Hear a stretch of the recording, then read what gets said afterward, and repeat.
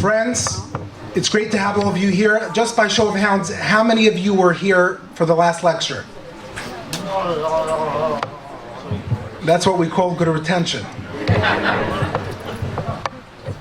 How many of you were not here for the last lecture? Please raise your hand. Do not feel guilty. Okay.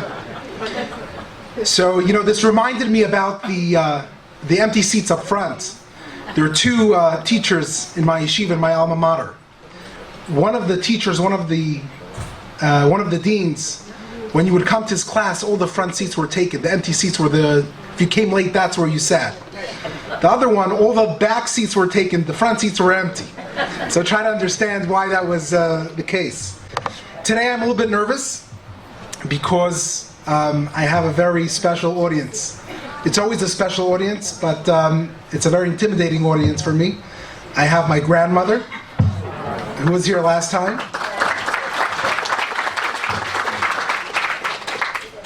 I have my parents, my father and my mother.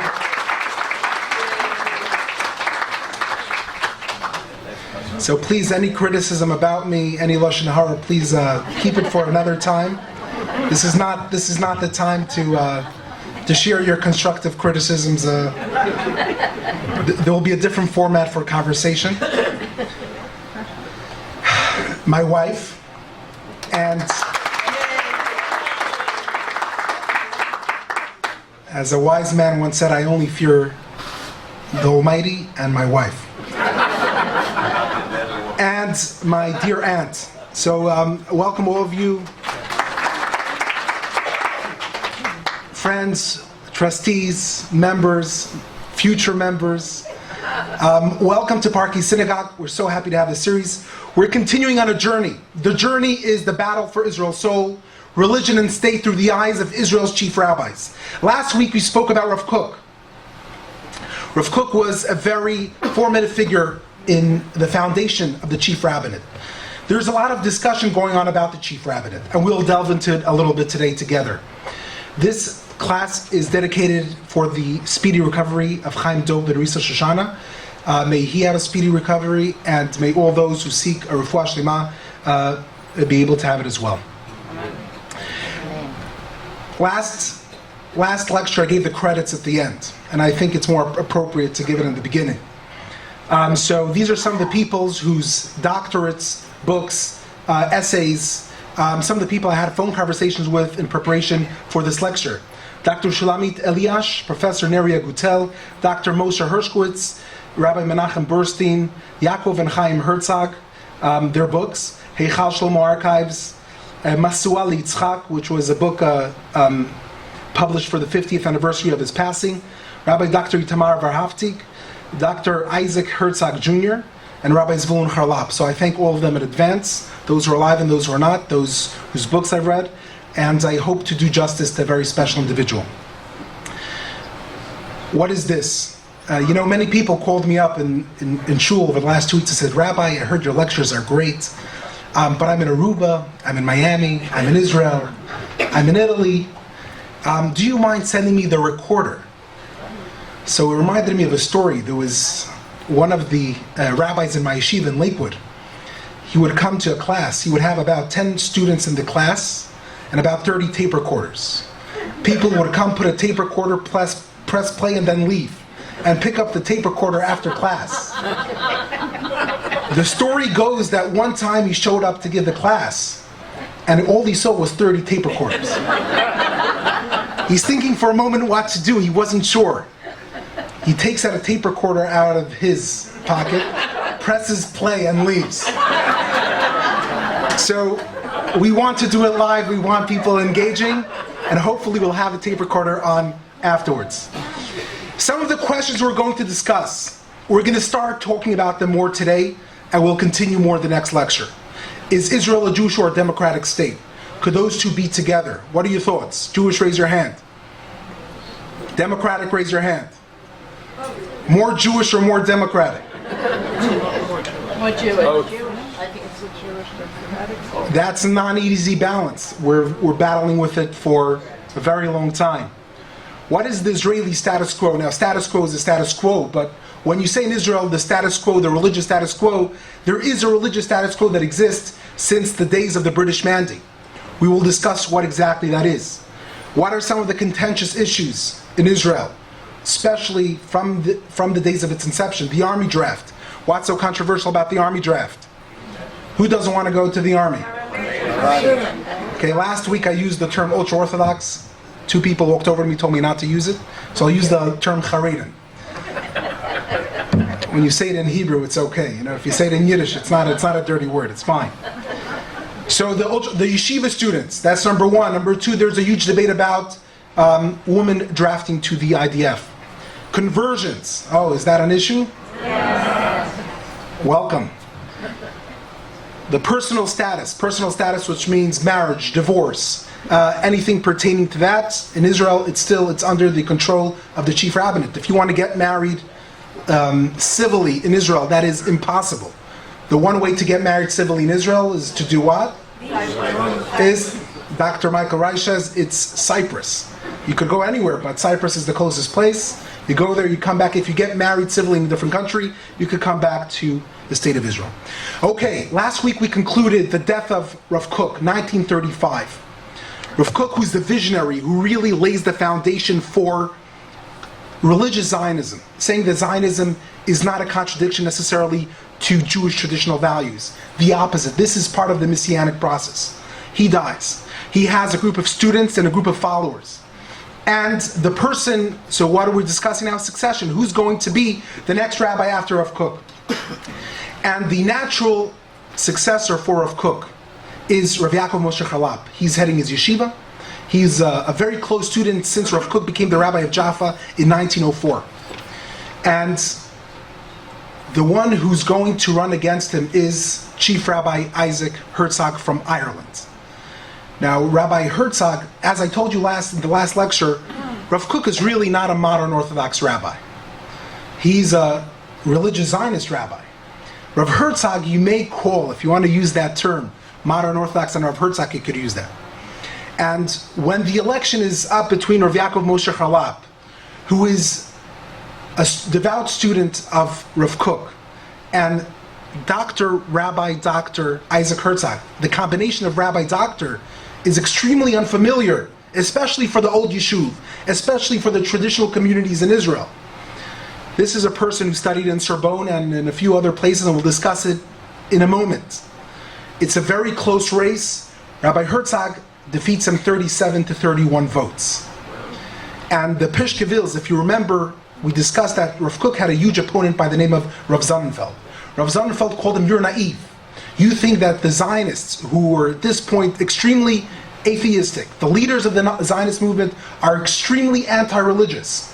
You think there is any place of working together with them? This is wrong."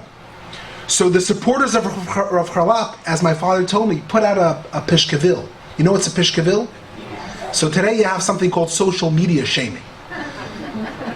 Before that, you had something called Pishkevils. Pishkevils is a piece of paper that contains a very gentle message to its opponent, and it's thrown out in the streets of Jerusalem or Bnei Brak a few minutes before Shabbos.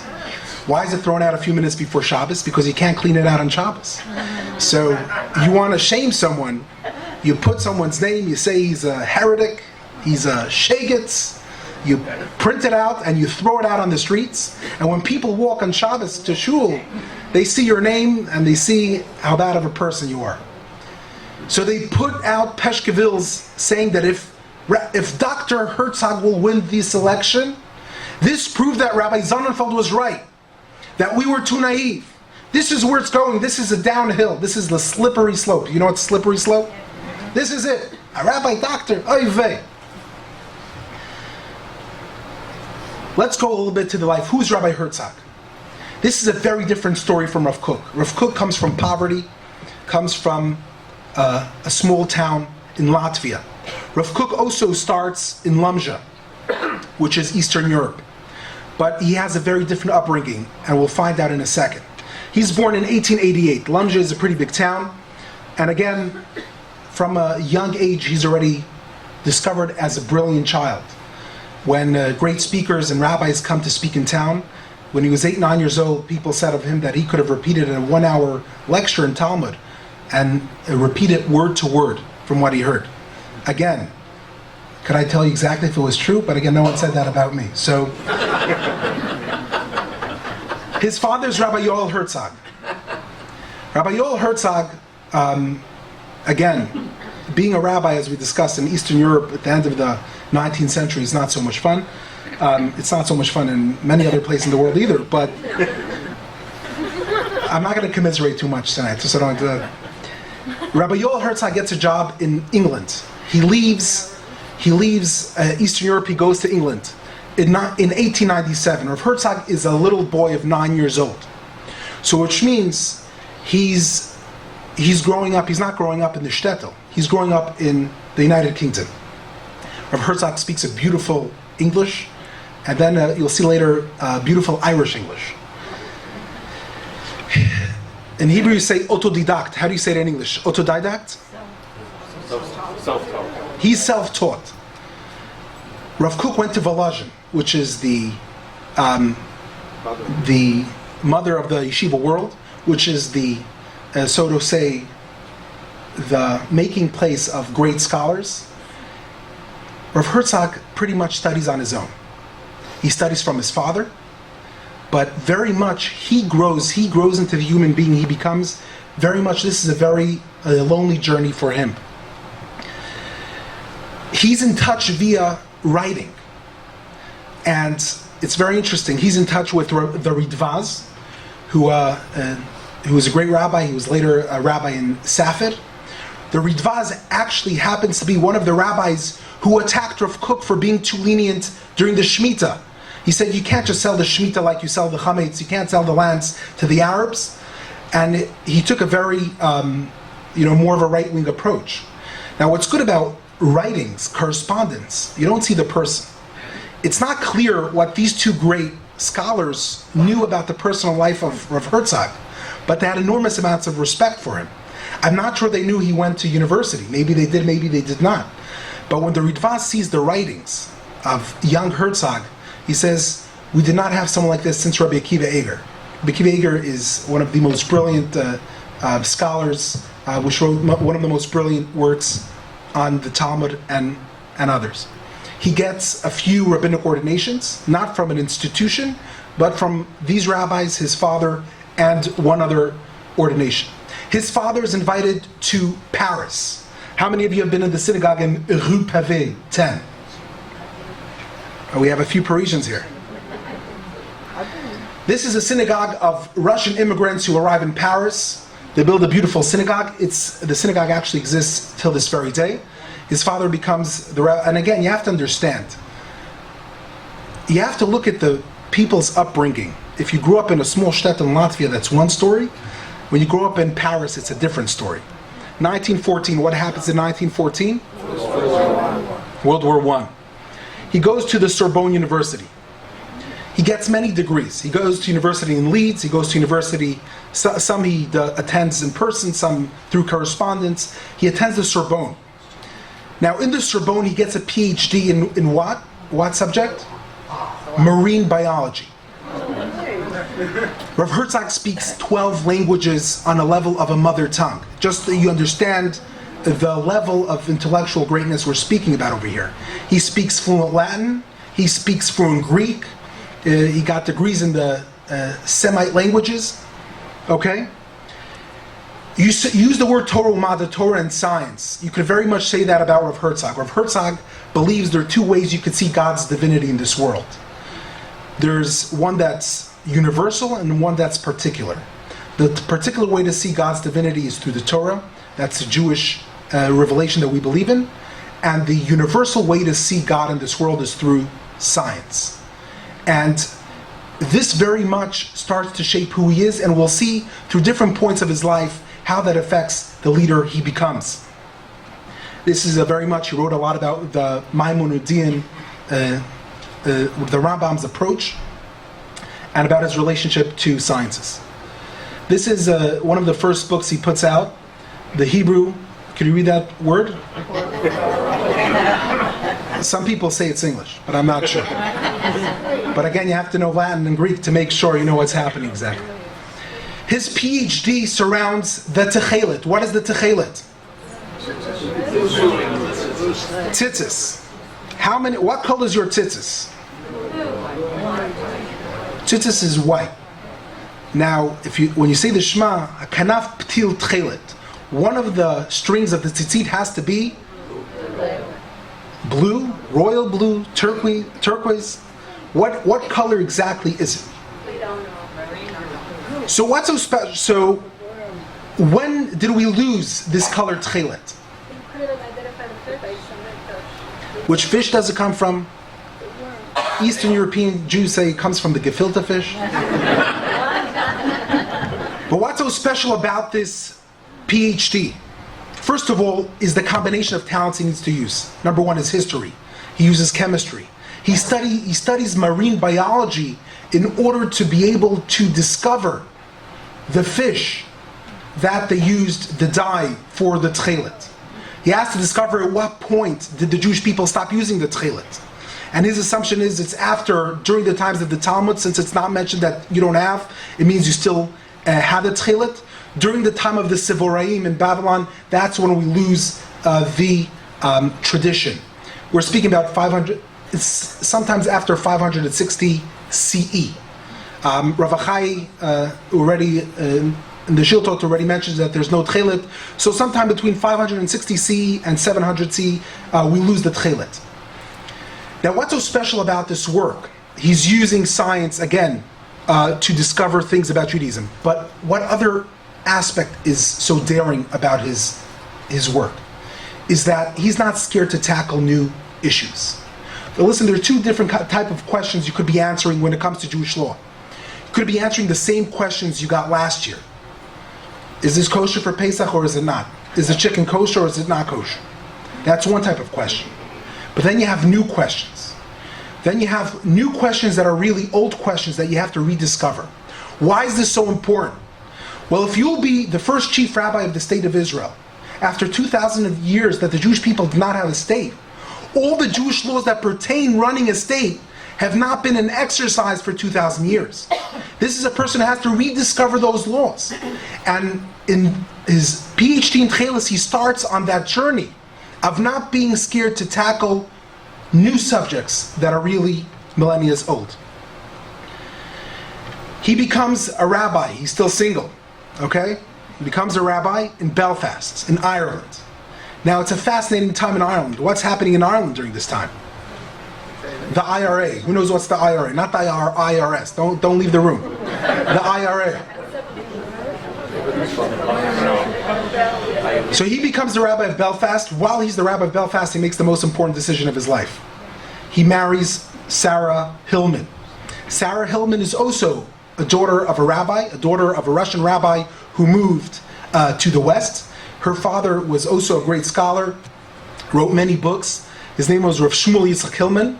He actually moved to Israel also. He lived near Rav Herzog in Jerusalem as he grew older. Sarah Herzog really, as her grandson, who I spoke to today, Dr. Isaac Herzog, told me that without Sarah Herzog, Rav Herzog was really dysfunctional in a way. So you're speaking about a genius who speaks 12 languages, has a few PhDs, knows the Torah. He's a master in all subjects of Torah. For people, sometimes you say if you're a rabbi doctor, you may not be such a great rabbi, not such a great doctor. There was one rabbi doctor, they said, at least the rabbis say, at least he's a good doctor. The doctors say, at least he's a good rabbi. But someone to be able to be a great, scholar of secular studies and of Judaic studies, and so many different, the humanities and the sciences, is really fascinating. She becomes his life partner, and we'll discuss a little bit. This woman, in a way, many people say she was the real first chief rabbi of the state of Israel. Many of the rabbis who got hired were based on her decision.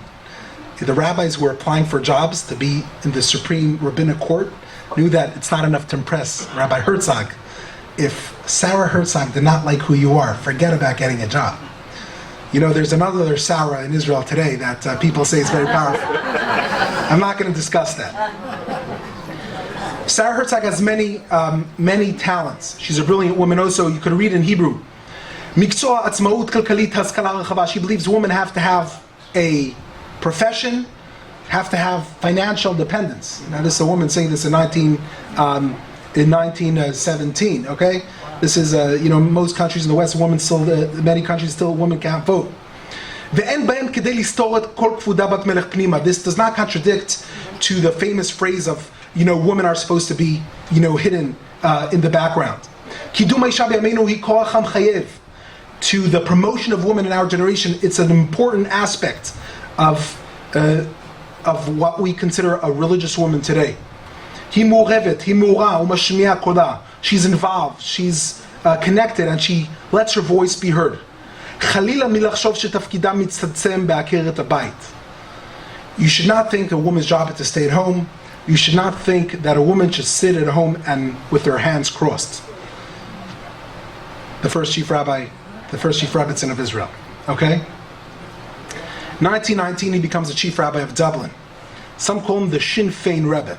What's the Sinn Féin? The Sinn Féin is the movement, which it's a pretty much anti-Semitic movement that starts to rejuvenate Irish independence. As Sarah Herzog said, some people never saw a nation claim its independence. I was lucky to see two nations claim their independence. Now, the Irish are fighting against the British, the Catholics and the Protestants. You all heard the famous joke about the Jew who gets caught in the middle. You heard the joke? No. A Jew gets caught in Ireland amidst a fight.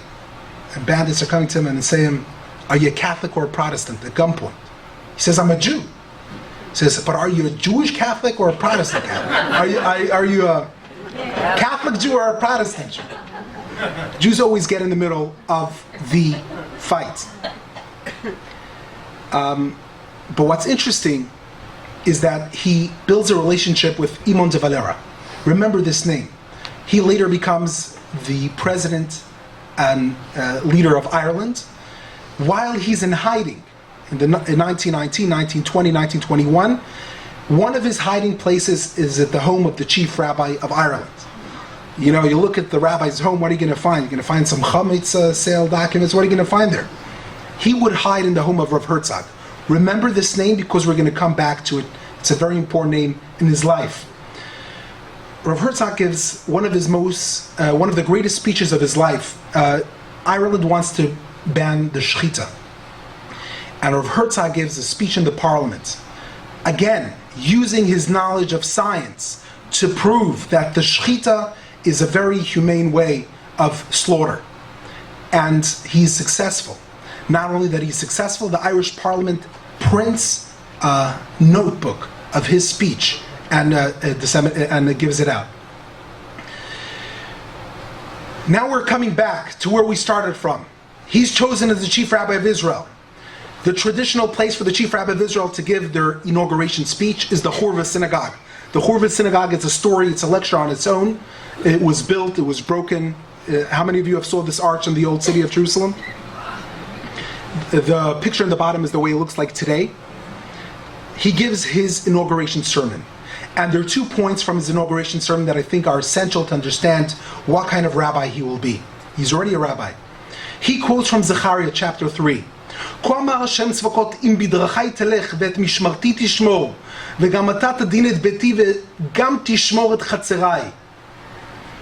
Thus said the Lord of hosts, if you walk in my paths and keep my charge, you in turn will rule my house and guard my courts. What's the difference between house and courts? Rav Herzog says the house is Israel, the courts is the diaspora Jewry. I'm not just going to focus as the chief rabbi of Israel, just what's the interest that starts in Tel Aviv and ends in Jerusalem. I care for the diaspora Jewry. This is the courtyard. Even though we're at the home, we cannot forget the courtyard that leads into Jerusalem. That's from his inauguration speech in 1937. Another fascinating point he says at his inauguration point, he says that a king had to have 2 Torah scrolls. It's a quote from the Talmud in Sanhedrin 21b. He writes 1 scroll as does any Jew. There's a mitzvah for every single Jew to write a Torah scroll or buy one if you don't have the time to write it. He writes 1 scroll and and he writes an additional scroll because he's a king. And this is as it is taught in the Braita, that he shall write himself a second Torah scroll. This teaches that he writes for the sake two scrolls, one that goes out and comes in with him at all times, and one that is placed in his treasury. He says a rabbi has two jobs. One is spiritual, one is Yiddishkeit, one is teaching Torah, one is caring about the spirituality of the Jewish people. But then there is another job, and that's caring for the well-being of the Jewish people. There is a Torah that's in home, and there's a Torah that goes with you wherever you go. And he wants to be a very proactive chief rabbi. He's not just going to sit there and use his official responsibilities. Now, who's at this time in Israel? Who's running the show? You have the British, you have the Arabs, and you have the Sochnut, the heads of the Yeshuva Chadash. And it's interesting, the British want to have a chief rabbinate.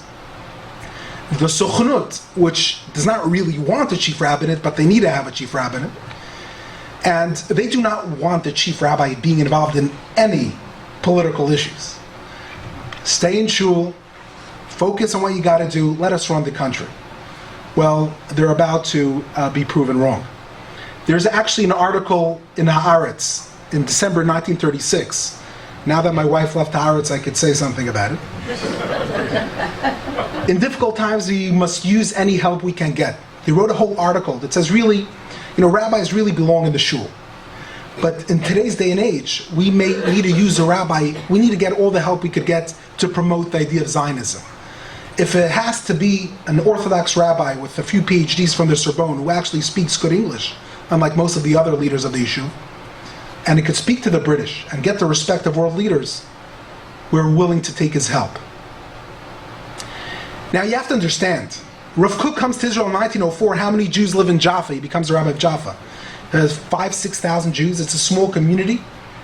When Rav Herzog becomes a chief rabbi in Israel, there are already 384,000 Jews living in Israel. So he becomes a rabbi of one of the big Jewish communities in the world. Maybe you have a little bit more Jews in the Lower East Side than the entire state of Israel at that time, but that's besides the point. How many non-Jews live? What? No state. I'm sorry. There's no state of Israel, it's just the land of Israel. How many non-Jews live in Israel? Close to 1 million. The Jews are only 28% of the population in Israel at that time. Ha'apala. The British promised, we discussed the Balfour Declaration in our last talk. Yes, we have a great idea, we'll promote Zionism, this is a great solution for some time in the future. The future is getting pushed off for another year, another decade. And the question is, what do you do? How do you bring Jews into Israel? What did the British do? They give a michsot. They gave an amount of certificates of official people they're allowed to bring into the land of Israel, which is definitely not enough. If you want to create a Jewish state, you need to change the 28% of the population.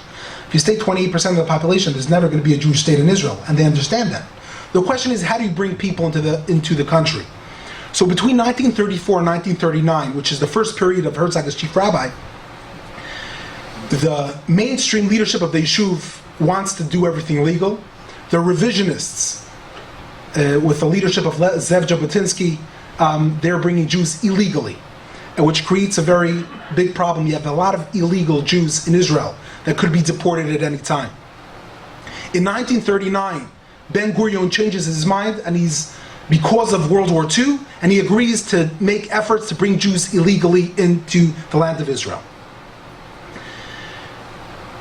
How many of you have heard of the White Papers in 1939? The St. James Conference, it's called the Round Table Conference. It's called the St. James Conference because it took place in the St. James Palace. The British have a problem. The Arabs don't want to talk to the Jews. The Jews don't mind talking to the Arabs, but they have an agenda to have a state established. The Arabs do not want any more Jews coming to the country. The Jews want to bring in more Jews into the country.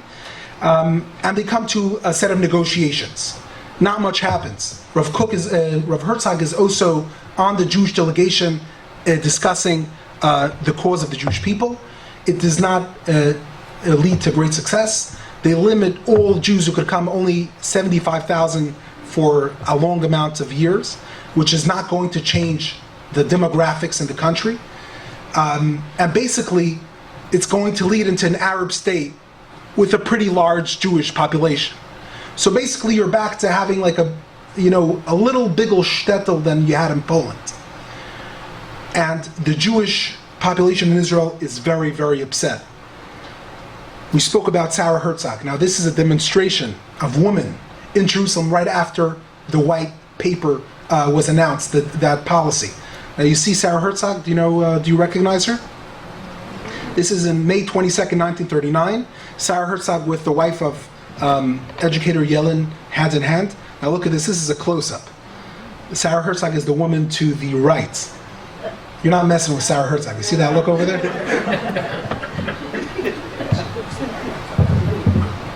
Rav Herzog himself also speaks at a demonstration. And what does he do?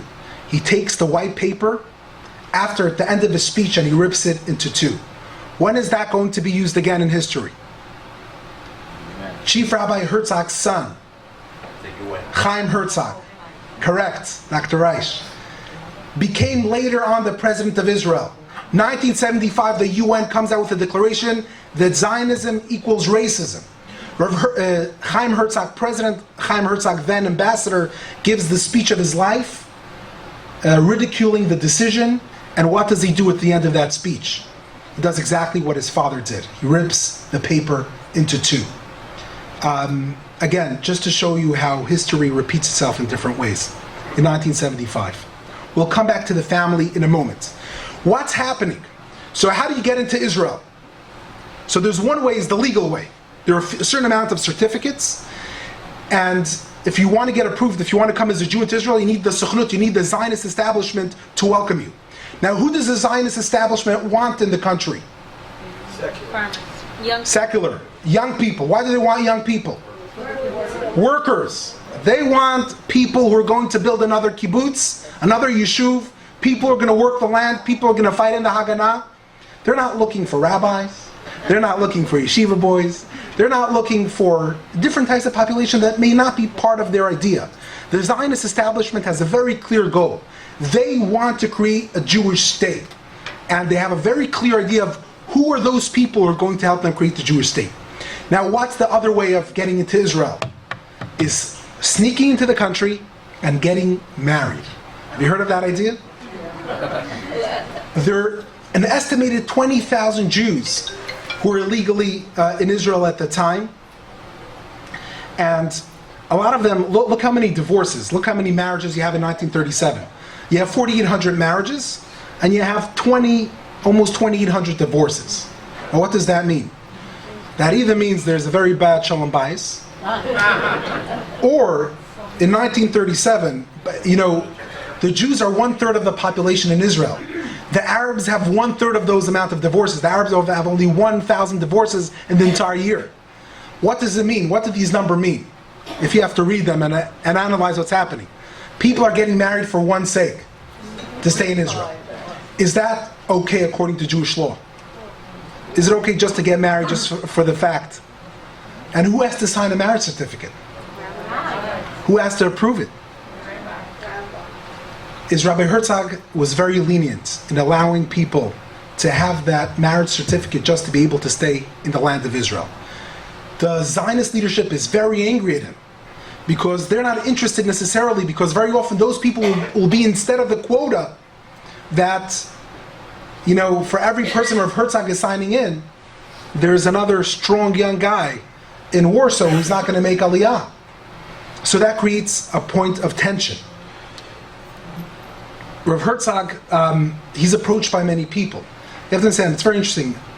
Rav Herzog is one of the few celebrities in Israel who's, he's the easiest person to approach.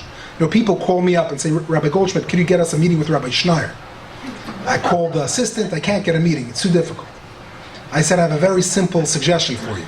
Come Shabbat morning to services, come down to Kiddush, wait in line, you'll have a meeting with Rabbi Schneier. At the end of the day, if you need to find a rabbi, you know where to find him. He's in shul. He's there. All you have to do, that's the best way to get a meeting. And Rav Herzog has this one-on-one communication with people. He is, he's walking, again, you have to understand the difference between Rav Kook and Rav Herzog. Rav Kook is dressed with a more Eastern European look. Rav Herzog is walking with a cylinder hat, is not so much part of the Sabra culture, with the shirts out and, no socks and sandals. Rav Herzog is dressed like this British aristocrat planted in the Middle East, which makes him very unusual in the scenery of Israel. Okay, I'm not sure what this is. 1939, the Ribbentrop-Molotov Pact. I'm sure all of you know what this is. This is the shocking news came out to the world that the Nazis and the Soviets have made a non-aggression pact for 10 years. Besides for the non-aggression pact, the Germans knew they very smartly, were able to mislead Stalin. They knew that they can't wage a world war we're having with the Russians against them at the beginning. Later on, they wouldn't mind. They knew that they would face them earlier or later, but not at the very beginning. You could see Stalin looking at the back. So it's Joachim von Ribbentrop and Vyacheslav Molotov are signing the agreement. Now, this agreement had a very interesting effect. They split Poland into two. You see Poland split into two. The red side is obviously Russian. The other side, the black side, is the Nazis. And part of the agreement, a fascinating thing, is that Vilna was under the control of Poland for 20 years. Vilna was going to return to Lithuania, become independent for a short while. Why did the Russians agree to it? There was an open part of the agreement, there was a sealed part of the agreement. The bottom line is, Vilna becomes an independent city for a short while. What happens? Now, we're going to discuss what Rav Herzog did during World War II, which is fascinating. But we'll start with what happened with the yeshiva world. Now, how big is the yeshiva world in 1937? And when I speak the yeshiva world, I speak all the yeshivot, all the kollel students, all the rabbis, all the scholars, everything. Put everyone together. How many people we're talking about? We're speaking about 2,400 people. Just to give you a difference, today, we're speaking about 150,000 people in Israel alone. Just to understand the difference in magnitude. The yeshiva world is this small enterprise that's based mainly in Lithuania, that was able to find some sort of answer to the Enlightenment, to create a halls of study that will encourage Jewish study and spiritual growth. Those yeshivot go to Lithuania. They realize that's their only hope to survive. The communists are atheists. The Nazis are definitely up to no good. We're speaking about 1939, 1940, you have almost all of them are gathered in Vilna. Rav Herzog sends in 1938, he already writes to them, come to the land of Israel, no good is going to happen in Europe. He's ignored. So now he has to help out. Now everyone are sending letters to Chief Rabbi Herzog, please help get us out of Vilna. Now how do you get out of Vilna when you have the Russians on one side and the Germans on the other side? Which is very problematic. These are their certificates. Again, Rav Herzog could have winged a few certificates. He offered to Rav Lezer Yudah Finkel, to the heads of the institutions. Many of them did not want to leave their flock behind. Those who did, it's a separate discussion of what the details, but he can't get enough certificates to get the entire yeshiva world out of Lithuania. And he's concerned this might be an end to Torah Jewry. This might be an end. These 2,400 people are the backbone of the Jewish spiritual world. He goes to London, and he has plenty of meetings. And he meets a person, Ambassador Ivan Maisky. Ivan Maisky is the ambassador of the Soviet Union in London at the time. And he thinks Maisky may be a Jewish name. So he walks into the meeting and he says, Shema Yisrael Hashem Elokeinu Hashem Echad. Tries to shake up the Jewish guilt. So, Jewish guilt. Guess what? He's not Jewish. And he's trying to convince an atheist to save 2,400, a few hundred students. And right now, mainly speaking to the head of the Mir Yeshiva. The head of the Mir Yeshiva is willing to follow him directly into where he goes. There are other people who are involved. He goes to fundraise money in the United States. But how is he going to get them out of Lithuania? There are two fascinating people at that point in Kovna, in Lithuania, both consul generals. There's one yeshiva student in the Mir Yeshiva who happens to be a Dutch citizen. He runs to the consul general of Holland in Kovna, and he begs him, please let me get out of here, give me a visa. And he says, I'm sorry, I can't help you. He says, you have to do something for me. And guess what he says? You know, I could give you a visa. The Dutch at that point have a colony called Curacao. Here's a visa to Curacao. Now, what do you do with a visa to Curacao when you're stuck in Lithuania in 1940? Yeah, there's no cruise coming out of Vilna to go to Curacao. As they say in Yiddish, it's asher yotzar papir, which means toilet paper. You can't do anything with it. But together with a few other people, they get visas for the entire yeshiva to go to Curacao. Now, how do you get there? They find another person who is Chasidei Umot Olam. There are a lot of non-Jewish people who stepped up to the plate during those years and have saved Jews. These are two of some of the most special Gentiles who've stood up for the Jewish people during that time. And Sugiara is the Japanese consul general in Lithuania.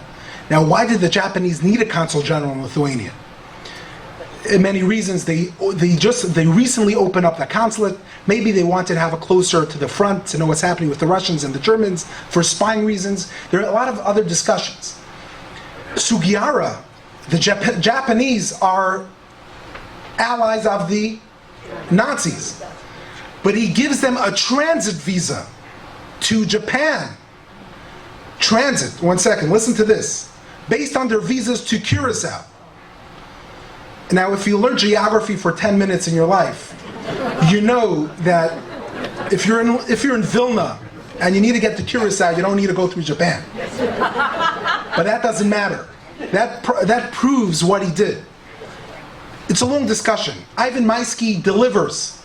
He agrees to give a transit visa through the Soviet Union for the students of the yeshiva, but the Russians, as Russians do, abyssal geld, $200 per student.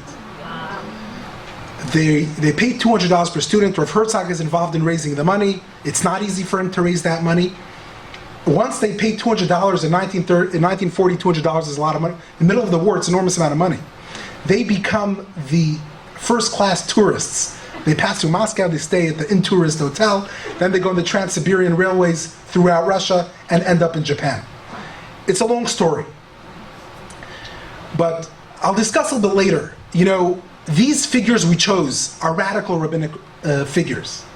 The traditional Haredi establishment has a lot of problems with them. A doctor, a Sorbonne, Ivey,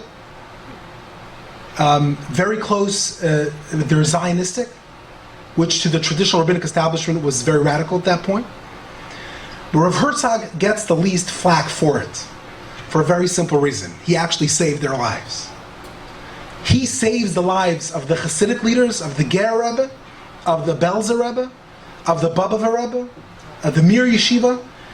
The spiritual world of Eastern Europe, what survives of it, a lot of them were perished, but a lot of those who survived are thanks to the efforts of Rav Herzog.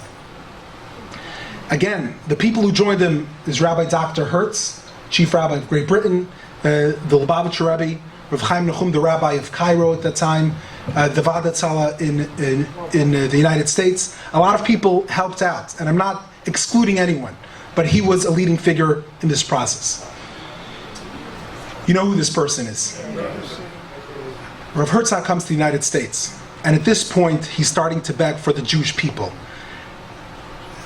The yeshiva he saved was a project, but they're starting to get information about the Jews being killed throughout Europe. And many people say that Rav Herzog really, the moment he walked out of FDR's office, his hair turned white. And he realized that he's not going to help.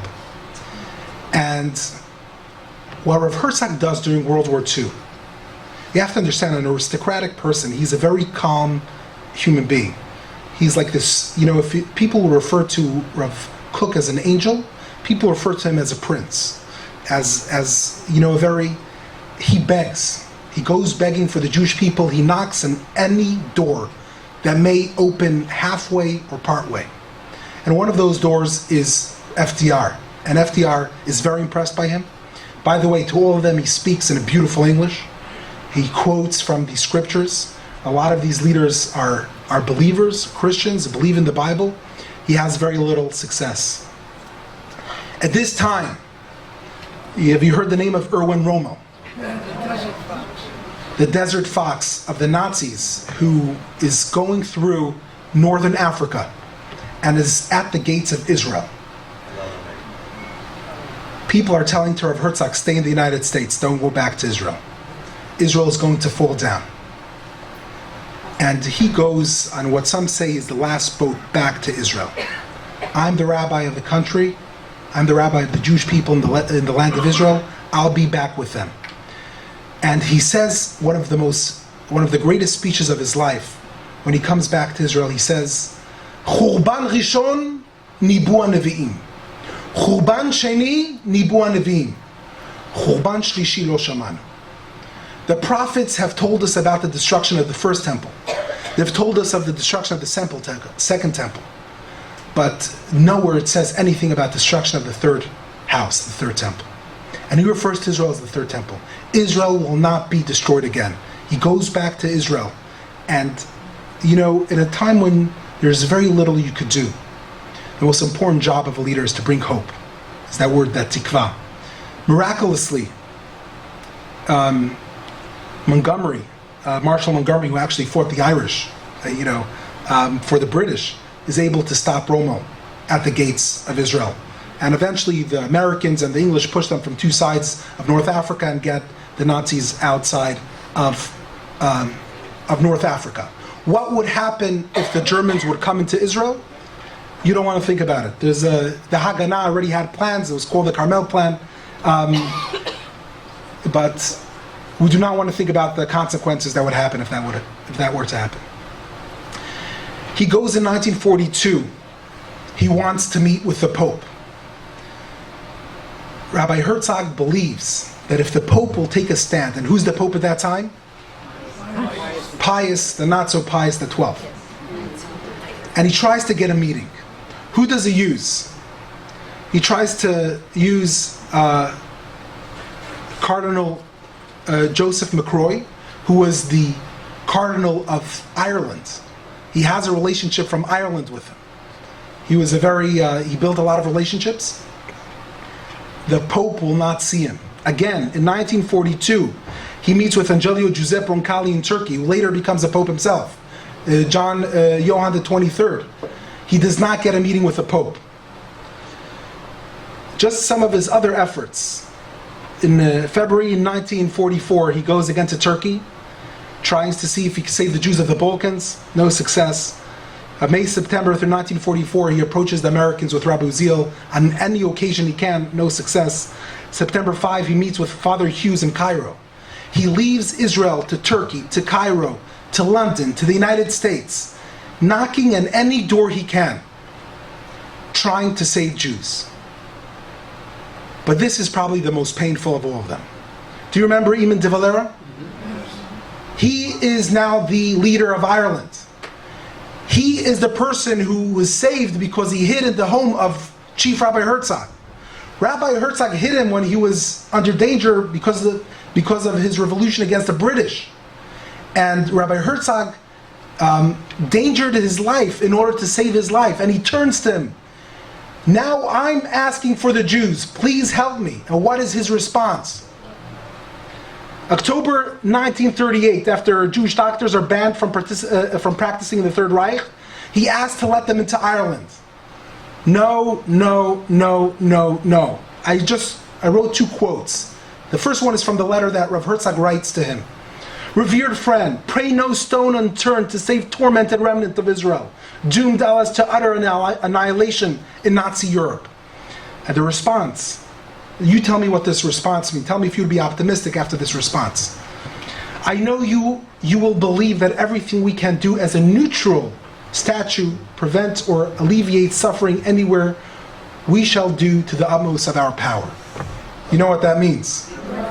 It's what we call GMG, Gur nicht mit nicht. He reaches out to him in December 1942. These are some of the records we have. He reaches out to him in January 1943. He reaches out to him in July 1943. He reaches out to him in April 5, 1944. He reaches out in December 1944 to his friend. And he goes nowhere. He asks him, speak to the Pope, speak to him. He asked the Pope, he asked cardinals, please tell the Pope to send out a letter that ministers and monasteries throughout Europe should save Jews, to encourage them to save Jews. Please call up Hitler. And this is the person he does not get the meeting with, Pius XII. The entire war, he's begging for a meeting with him. He does not get a meeting with him. When does he get a meeting with him? After the war ends. Finally, he's willing to see him. After the war ends, a lot of people are involved, during efforts of the war. The war ends, Rav Herzog is just getting started. He wants to save Jews who are in DP camps. He travels for 6 months.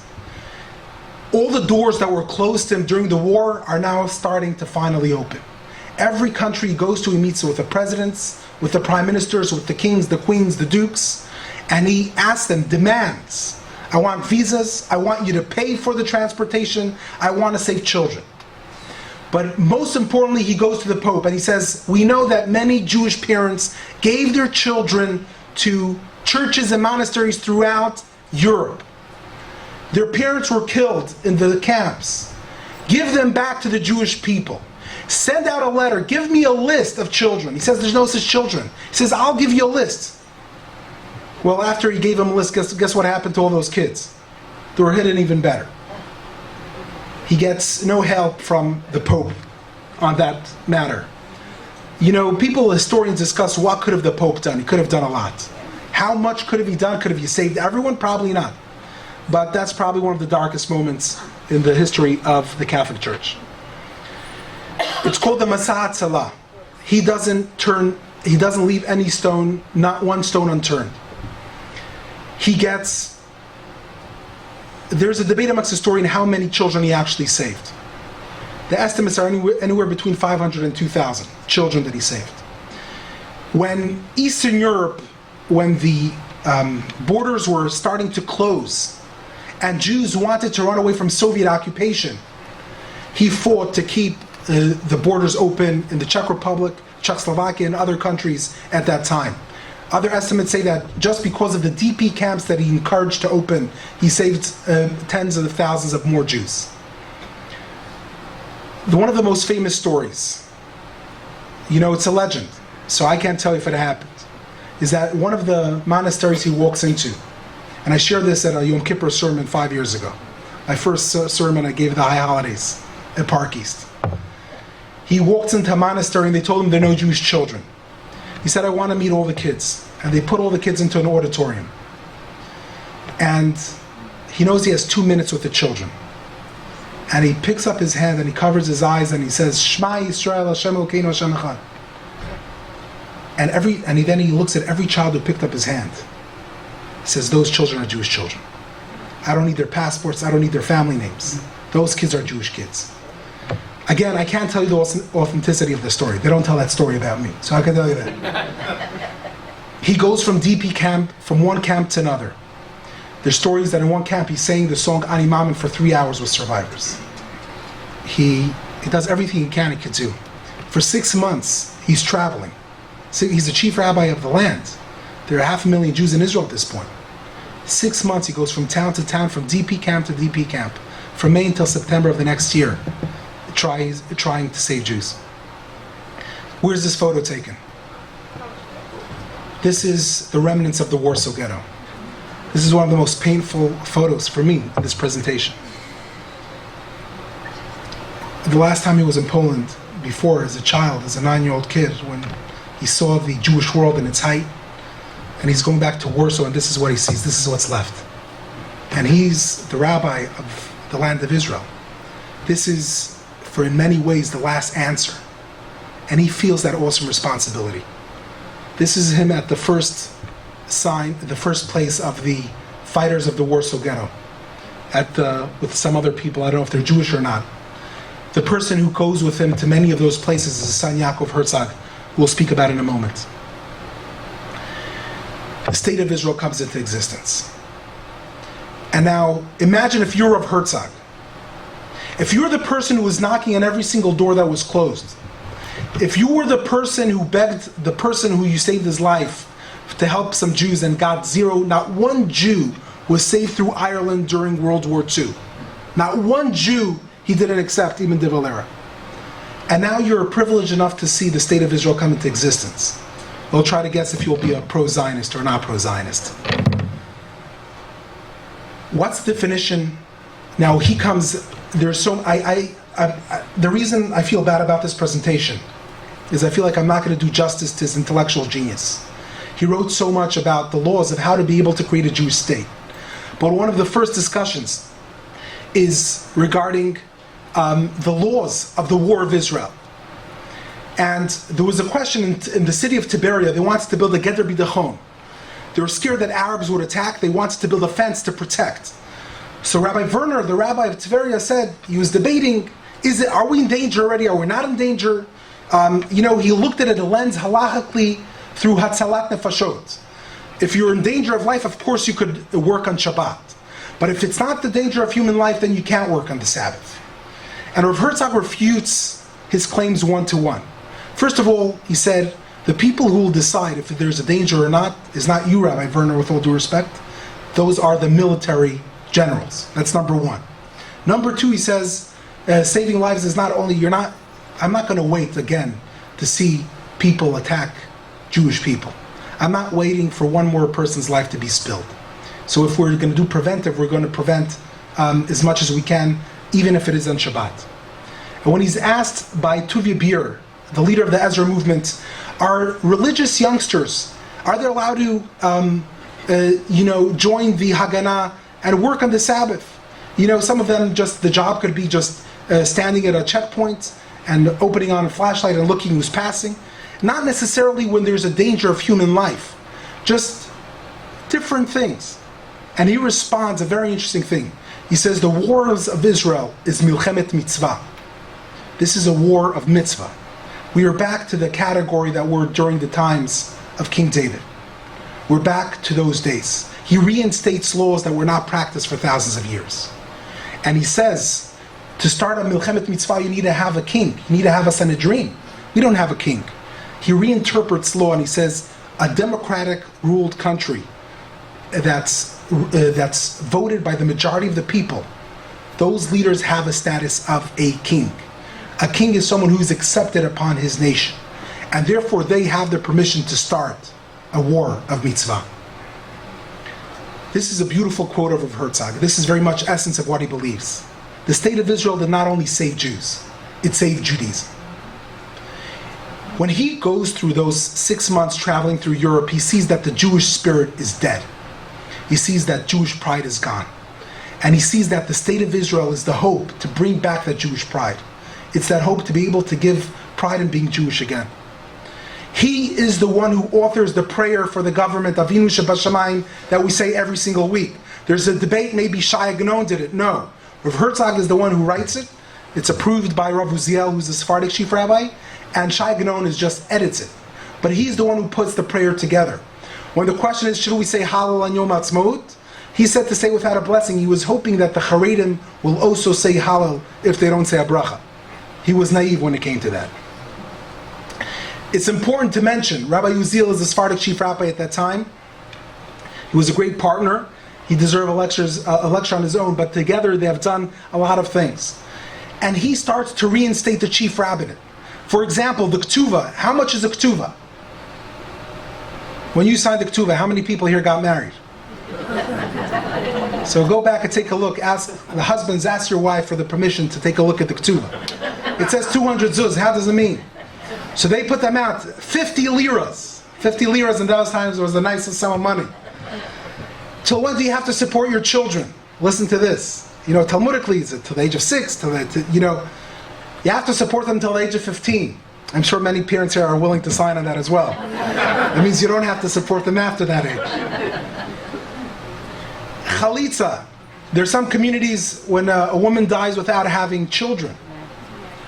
When a man dies, when a man dies without having children, his wife needs to either go through chalitza or yipum, as discussed in Deuteronomy. Again, they reenact. There's a discussion amongst different opinions. There's no such thing as zibum. The brother cannot marry the wife of the deceased, of his deceased brother, and therefore she gets a chalitza. Again, very interesting. How long is polygamy forbidden in the Jewish people?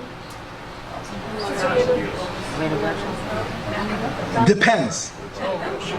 If you're an Ashkenazi Jew, it's for 1,000 years. Not all Sephardic communities accepted upon themselves that right away. That became the norm, but it wasn't officially accepted as a community obligation. One of the things, together with Rav Uziel, Rav Herzog establishes no such thing as polygamy. So Israel is a legal monogamous country. Very interesting. Rav Herzog establishes the Yom HaKadosh Klali, the first memorial to the Holocaust, 2.5 years before the state of Israel establishes its own Yom HaShoah V'Gvura.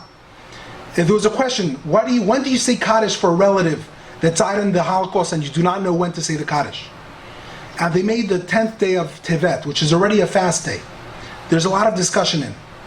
But the 27th day of Kislev, 1950, he establishes the Yom HaKadosh Klali, the day of Kaddish, for the Jewish people. The state of Israel only follows later. The leaders of the Zionist movement did not view with a positive eye the whole European Jew who went like they called, like sheep to the slaughter. And therefore it takes more time until it becomes, and also there are many debates until it comes into law in 1953. When he was attacked by right-wing rabbis, his students told him, "Why don't you respond? You're a brilliant scholar. Why don't you fight back?" And he said, "We're still recovering from the wars of Rav Yonasan Eibishitz and Rav Yaakov Emton, which happened 300 years earlier." Which he meant to say that he was a very non-confrontational. He's very opinionated, but he was a very calm, very gentle person. Whenever there was a question of an aguna, it happened a lot during the war. The husband was gone, and there's no bill of divorce, and there's no proof that he died. How could he allow the woman to remarry? So technically, if a rabbi signs and allows a woman to remarry, technically anyone could do it. The problem is to get the whole rabbinic establishment to agree to what you said. And he had that consensus. He made sure whenever he signed a question for an aguna, he built a coalition.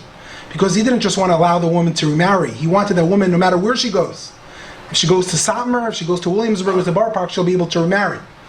There's a story of him once, he signed a permission for a woman to remarry a few minutes before Shabbat. And he gave his assistant, he told him, "Go get the other rabbis to sign on it as well." He said, "Rabbi, I need to take a shower. Shabbos is coming in a few minutes." He says, "You'll take a shower next week before Shabbos." He gets him and he signs the Aguna Heter on Erev Shabbat. That same Shabbat, the other rabbi passed away. So he was able to get that woman remarried. He cared up the personal pain of each human being was very close to his heart. These are his two sons. President Chaim Herzog was born in Ireland, and Yaakov Herzog. Chaim Herzog learned in my alma mater, the Chevron Yeshiva. He was not known to be a great scholar in the Talmud. He did not continue his father's path in the rabbinate. Being a rabbi's son is not an easy thing, let me tell you that. I went with my father to Rav Shapiro, who was later the chief rabbi of Israel, and he told the story of how he became, his first appointment as becoming a judge in Israel. He was appointed by Rav Herzog to be a judge. After he was appointed, Sarah Herzog, the mother of Chaim, who was nervous that he's not too serious in yeshiva, told him, "I want you to tutor him." So that was part of the deal. He had to tutor Chaim Herzog. It didn't keep him in yeshiva for much longer. Yaakov Herzog follows the more traditional path. He gets rabbinic ordination for Rabbi Mr. Zalman Meltzer. He's a brilliant scholar, but he's also a great diplomat. He's the one who walks with Rav Herzog to all the doors of power during World War II. These are his two sons with Rav Herzog in the background. This is Chaim Herzog and his mother, Sarah. Yaakov Herzog becomes the ambassador of Israel to Canada, and this is a very famous debate he had with a very anti-Semitic historian, Arnold Toynbee. We're almost finished, dear friends. Are you okay? Yeah. Keep going. He gets the ability to communicate from his father. He gets the rigorous knowledge. Again, he's a brilliant man. He's torn his whole life. I read it. This is his biography. And when I first read his biography at the age of 15, I remember I read it, I couldn't leave the book. I connected on a personal level. I don't want to be too pretentious, but he was a rabbi of a chief rabbi in Europe. He was a son of a chief rabbi in Europe.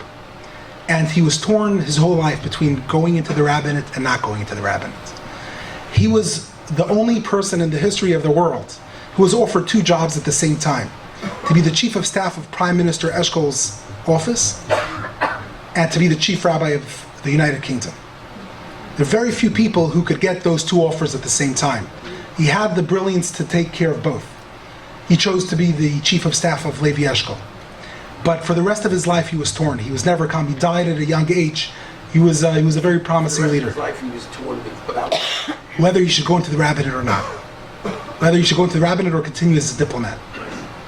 Professor Zev Lev is, again, these are stories I heard from the grandson of Rabbi Isaac Herzog, Dr. Isaac Herzog, that's his name, he's named after his grandfather. Zev Lev was the founder of the Lev College in Jerusalem. And he told him that Rav Herzog on Mondays and Wednesdays he would usually officiate weddings. Tuesdays and Thursday nights they would get together and they had a deal. Rav Herzog would teach Professor Lev Talmud for 2 hours, and Professor Lev would teach Rabbi Herzog nuclear physics for 2 hours. And then they had a Kabbalist come study with them Kabbalah until the early hours of the morning. Just so you understand the level of this human being. Okay. Dr. Isaac Herzog shared me a little bit about personal, who he was as a person. These two, what's the picture on the matzah ball soup? Now, what's matzah ball soup? When do you eat matzah ball soup? So if you're Jewish, you eat it on Pesach. If you're very Jewish, you eat it every day. But what's the problem with matzah ball soup? It's gebraks. So if you're a Litvak like myself, if you're not a Hasidic Jew, eat gebraks. It's one of the greatest pleasures of being Jewish, having matzah brai. Those who are not lucky enough to eat gebraks and do not eat matzah brai on Pesach, don't eat it. Rav Herzog, even though he didn't have a Hasidic blood in him, he was careful not to eat gebraks himself. But the story is, he would never impose his restrictions on his family or on other people. He was a very moderate halachic decisor for the country and for the nation. But personally, he was very strict on himself. So no one even knew about it. But he had a separate set of dishes on Passover from his family on which he did not eat gebraks. The second thing, Dr. Isaac Herzog told me that when they were fixing his apartment as a child, he went to sleep by his grandmother's home. And his grandmother, Sarah Herzog, never changed since her husband died. She left everything the way it used to be. And when he woke up in the morning, he tripped over this bowl, Nagelvas. And what was it? And his grandmother told him, you know, when you wake up in the morning, you're supposed to wash your hands. There are many reasons for it, for cleanliness, for ritual purity, before you start praying. So technically, you could go to the bathroom and wash your hands. That's what I do. But if you're really religious, you get the Nagelvasser right by your bed. Because as soon as you wake up, you clean your hands. Again, this is not something you would expect from him. And he never told anyone, he never expected anyone else to do, but he did it on himself. Again, to show you, he was a very complex person. He wore 2 pairs of tefillin. There's Rashi and Rabbeinu Tam. He didn't wear it like this, he wore them separately. One after the other, but he didn't want anyone to know about it. He had a minyan in his home. After the minyan finished, he would go upstairs and put on the second pair of tefillin there. He didn't want people to know that he's trying to be pious. He was very modest about his piety, as my wife says. Modesty is a tricky word. He was modest about his piety. He didn't want people to know, and he did not impose it on his children. Joseph Gutman, are you with me? So we have a privilege to have with us someone who's been to an event that I'll discuss right now. the state is founded. And who's the first prime minister? Ben-Gurion. Ben-Gurion is part of the discussion of how the state is going to work together, how the secular and the religious going to figure it out. He's told by the two of the religious Knesset members, that they follow the instruction of a Jew by the name of Chazon Ish. Chazon Ish, similarly to Rabbi Herzog, did not learn in a yeshiva, also a self-taught human being who comes to Israel, and he is the father of the Haredi world in Israel the way we know it today. And Ben-Gurion is curious to have a meeting with him. And probably when we discuss the state of Israel, this is probably one of the most formative meetings that happened there. And on October, this is the Chazon Ish, this is how he hated people taking pictures of him. So he's turning the other way. You see a child trying to block the camera. A few people snuck a few pictures of him, but again, he never had any official position. He was purely respected for the genius he was. This is a picture of Ben-Gurion walking into his home. Joe Gutman, who was a student at the Panovich Yeshiva, along with hundreds or some people say thousands, gather around the home to see what's going to happen. The leader of the secular Jewish world, David Ben-Gurion, is coming to speak for the first time with the leader of the traditional Jewish world, the Chazon Ish. The religious world is not too powerful at that moment. But again, it's interesting that Ben-Gurion gives them the respect to come to him. Doesn't ask him, because Chazon Ish didn't ask for the one who asked for the meeting is the one who has to show up. Ben-Gurion he doesn't wear a kippah. What does he wear? And, he can't push it too much. He's willing to cover his head, but he's not putting on a shtreimel. He comes, there's only one other person at the meeting, Yitzchak Navon, who later becomes the president of Israel. Ben-Gurion talks to him and he asks him a question. How are we going to live here together? And the Chazon Ish responds with a story, a mashal, that became very famous in Israeli folklore by religious and non-religious alike. He quotes from a Talmud in Sanhedrin. What happens when you have two camels who have to pass a bridge and they bumped into each other? Who has the right of passage? Which camel goes first? You know what's the answer? How does one decide which of them should go first? The one that's laden, the full camel, the camel that's carrying on it the burden, goes first. The empty camel goes last. And he turns to Ben-Gurion and he says, we are the wagon. He says, the agala hamile'ah and the hagala rika. It's pretty, into his face. He says, we are the wagon that's full of mitzvot and Torah, and you are an empty wagon. You're cutting off 2,000 years of Jewish history. You want to erase the exiled Jew of Eastern Europe. And Ben-Gurion is not too happy with that response. He says, we're an empty wagon? We're saving your lives, we're fighting for you. That's empty? We're settling the land of Israel. That's an empty wagon? Yitzchak Navon says it's a very contentious conversation, but very respectful. And they go back and forth. And none of them budges. Who is the Jew who's taking the nation forward? For the Chazon Ish, he doesn't care about countries or armies. The Jewish people have survived everything, holding on to the Torah. No matter what happens, we will survive. And Ben-Gurion says, yes, that's how well you did in Europe during World War II.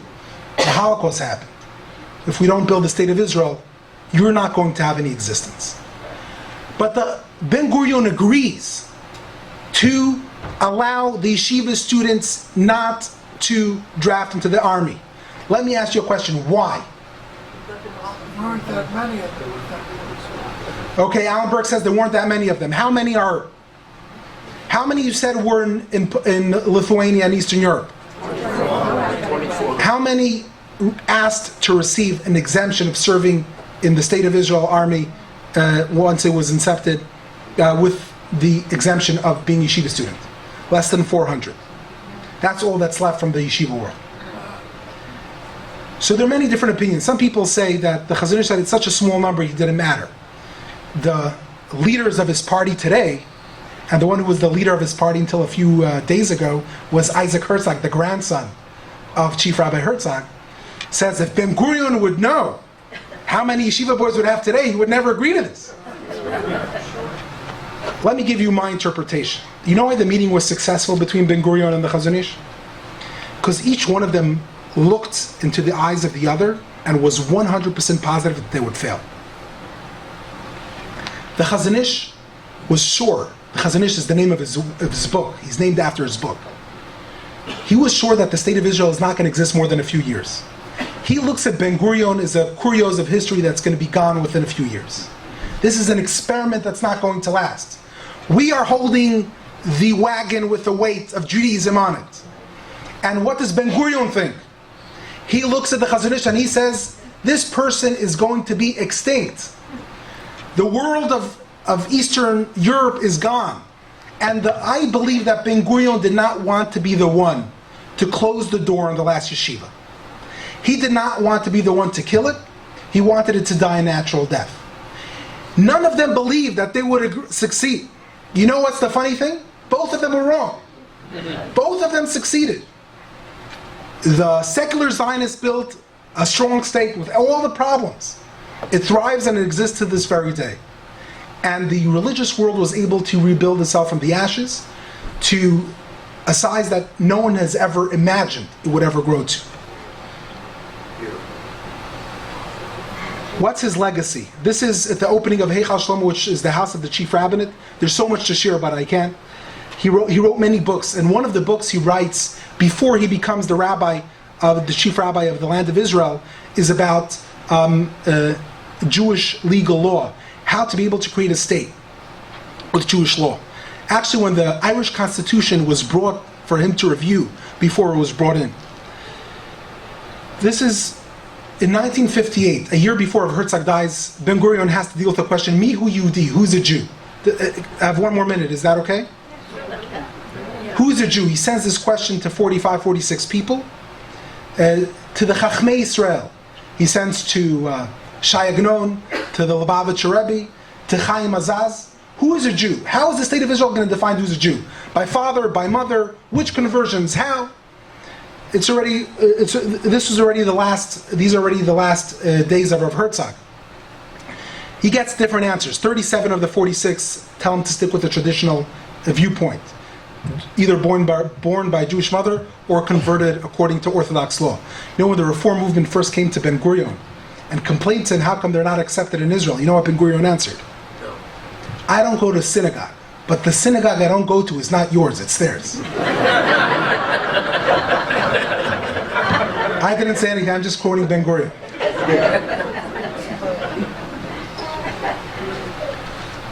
Rav Herzog dies on July 27th, 1959. Again, everyone show up. He's loved by everyone. He's one of the few people, him and his wife, were able to host in their home people from all walks of life, rich and poor, the most ultra-Orthodox and the most secular. They connected world leaders with Israeli leaders. Someone who really made his mark on the Jewish people. This is him visiting a small yeshuv in Israel that's named after him, Masuot Yitzchak. You could see his cylinder hat walking through. He founded a center called the Talmudical Encyclopedia by Yad Rav Herzog, which is a huge work that's been created through his students. He identified some of the leading rabbis of the future generation. Him and Sarah put them at leading posts, both in the rabbinic courts. There's so much to talk about, but I cannot. He also heads the function of heading the Vada Yeshivot. He takes it as a personal mission to rebuild the yeshiva world, even though he was never a yeshiva student himself. This is his wife. After he dies in 1959, Sarah Herzog takes on the job and becomes the first president of Emunah, the World Mizrahi Women's Organization. And she is involved in enormous amounts of charities and projects, and a lot of her great work is still recognized till this very day. I want to complete with two photos, and this is one of them. You know, I think of Rav Herzog, first of all, there are moments in our life that ask us to rise up to a certain occasion. Some of us do, some of us don't. He rose up to that occasion in his life. Whenever he had a calling, when he would realize that the Jewish people depended on him, he did not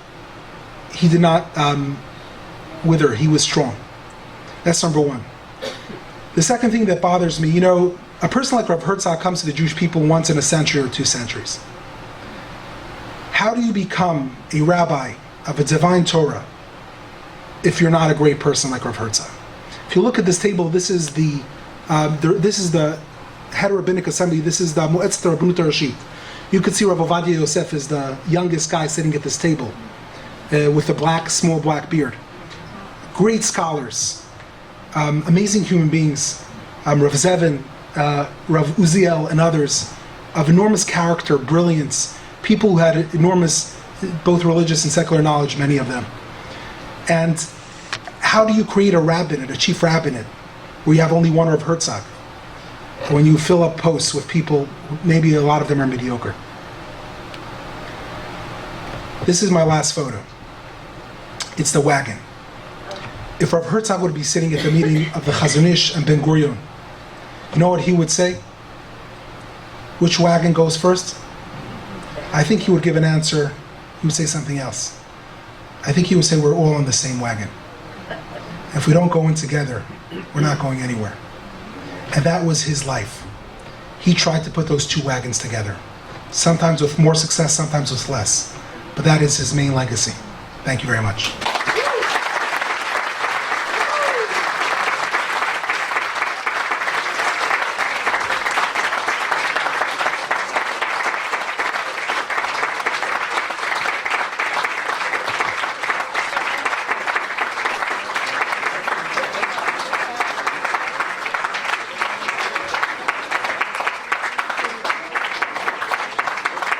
Back in the very beginning, we talked about this rabbi versus that rabbi running for the office of chief rabbi, and they had to get votes.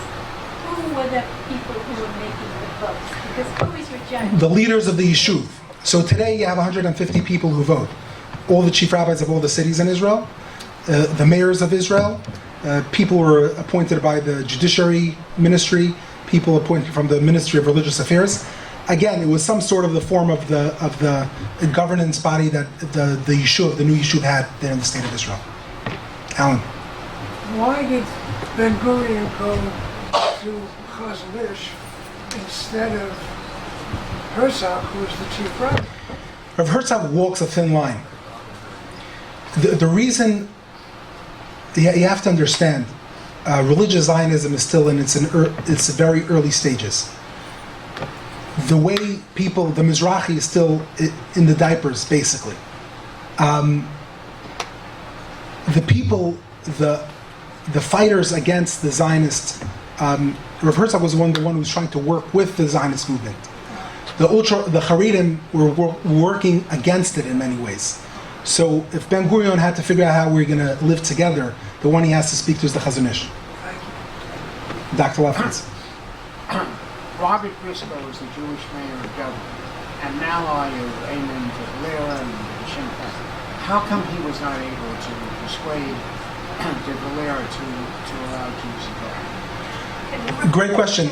Dr. Lefkowitz is asking how come de Valera did not help, or someone else affect, what's his name? Robert Briscoe was the mayor. Robert Briscoe, how come other people weren't able, he was Jewish. How come he wasn't able to influence de Valera? So again, de Valera, at the end of the Irish were fighting the British. So in many ways they were neutral because they supported Hitler in many ways. Because they were fighting for their independence. So, they did not want to annoy the Nazis as well. And you realize how helpless the Jewish people were. My father told me this. My father told me when he came back from the 60th anniversary of the liberation of Auschwitz, there was a huge event with Putin and world leaders. And my father was sitting at the event. I hope I quote you correctly because you could prove me wrong right now. And besides for the Jews, there was a group of gypsies who were invited because gypsies were killed in Auschwitz as well, very few of them. And the gypsy leader of the World Gypsy Organization stands up and said, "Thank you, Josh, for inviting us. Thank you, Moshe, for inviting us. I want to thank the Russians for inviting us. We want to thank the British for inviting us. We want to thank the Americans for inviting us." They were just thanking people for being included. And my father says if we wouldn't have the state of Israel, that's who we would be. what Israel changes is that we have a seat at the table.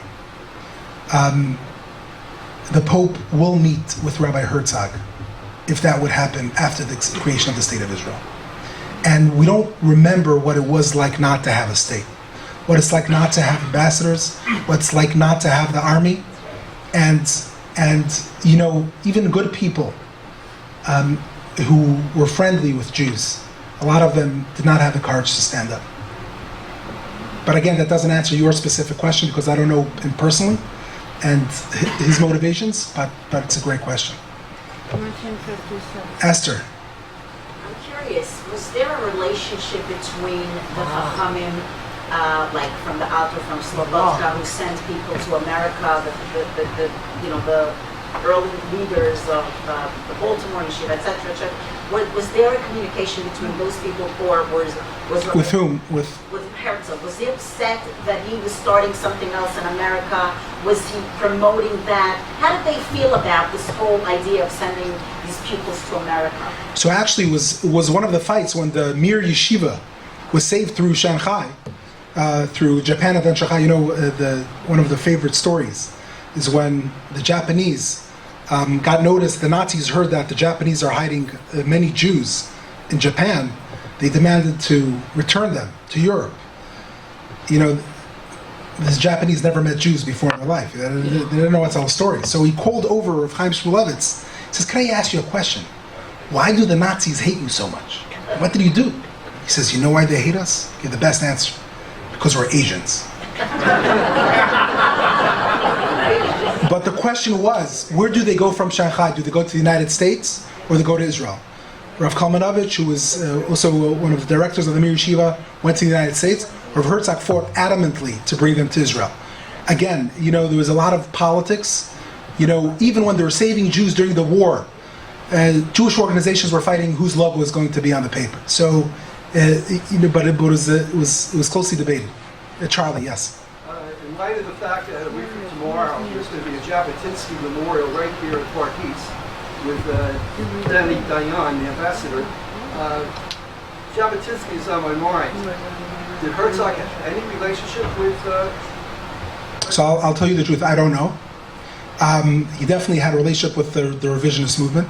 A lot of the people he helped get legal status in the 1930s were the revisionists because the Haganah was working with more closely with the British. The Jabotinsky people were the ones who were coming illegally. So he definitely he was helping them out in many ways to get those fictitious marriages and weddings. Any other questions? Why did FDR turn back that boatload of Jews? That's another lecture. But you know, would the American community do its best? Were we able to do anything? Again, but part of the way Jews behave in America today is because that there is a state of Israel. That's what Rav Herzog said.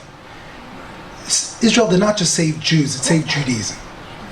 You know, Jews see themselves differently in New York because there's a state of Israel. We lobby differently in Washington because there's an Israel. We walk with our backs straighter and more proudly because there's a state of Israel. I'll take one more question. Helen. Ellen. Religious Zionist. What? The term religious Zionist and modern Orthodoxy.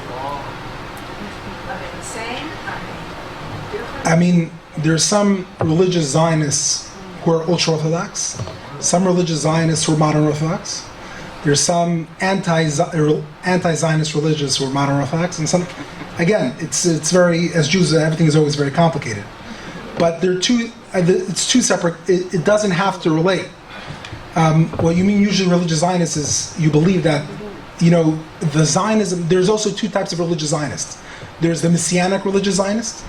Israel is part of the Atchalta de Geulah, it's part of the redemption. And then there's a practical religious Zionist. You know, I don't know if it's the redemption or not, but it's, you know, it's good we have a state of Israel. So there are a lot of different factions and ideologies. Thank you very much.